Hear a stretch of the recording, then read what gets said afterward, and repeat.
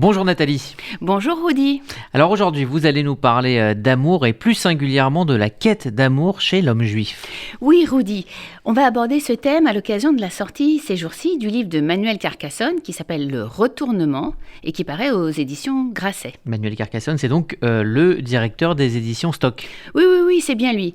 Et il a fait le grand pas, il s'est jeté à corps perdu dans la littérature. Avec donc un roman. Pas exactement, plutôt un livre de confession et de réflexion. Manuel Carcassonne traite d'un thème essentiel dans la vie des hommes juifs, la quête de l'âme sœur. L'homme juif pourrait être guéri de sa névrose s'il parvenait à rencontrer cette fameuse âme sœur, décrite chez les kabbalistes, avec laquelle il ne fera qu'un et aura une descendance juive. Mais ce n'est pas du tout ce qu'a fait Manuel Carcassonne. Dans son livre « Le Retournement », il raconte comment, depuis son adolescence, il ne fait que chercher son complémentaire féminin, celle qui lui assurera la complétude. Il me rappelle nombre de patients juifs que je reçois en consultation qui racontent qu'à chaque fois qu'ils croisent le regard d'une femme, même s'ils vivent déjà en couple, même s'ils ont déjà fondé une famille, ils se disent « Et si c'était elle ? Celle à laquelle mon âme était destinée, celle avec laquelle mon corps ne fera plus qu'un ».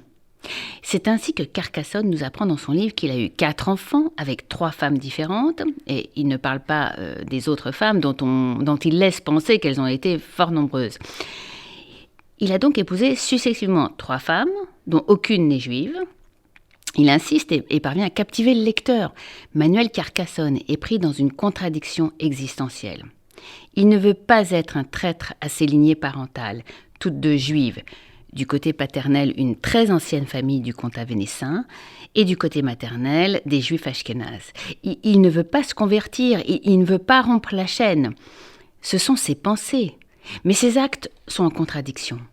3 de ses 4 enfants sont baptisés, plus même, il décrit avec une authenticité émouvante les familles des mères de ses enfants sont soit antisémites par tradition catholique, soit anti-juives et surtout anti-israéliennes, puisque la mère de son dernier fils est libanaise.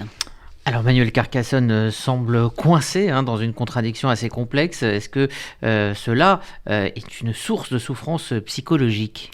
Oui, de grandes souffrances, au point de faire une tentative de suicide. C'est d'ailleurs par le récit de ce drame extrême qu'il débute son livre. Mais Manuel Carcassonne est un homme de lettres, cultivé, qui conçoit sa propre existence comme source de questionnement. Alors, il cherche, il lit Lévinas, Finkielkraut, Benny Lévy, des auteurs intéressants mais qui ne l'aident pas à surmonter son dilemme.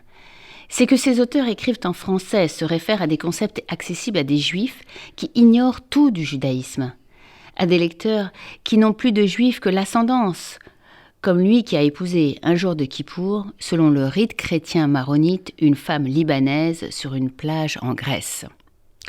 Rudy, je conseille vivement aux auditeurs de RCJ de lire le livre de Manuel Carcassonne, Le Retournement, parce que nombre d'entre eux y retrouveront des questions qu'ils se posent, les questions qui hantent tout juif de diaspora qui a accepté la modernité. Merci Nathalie.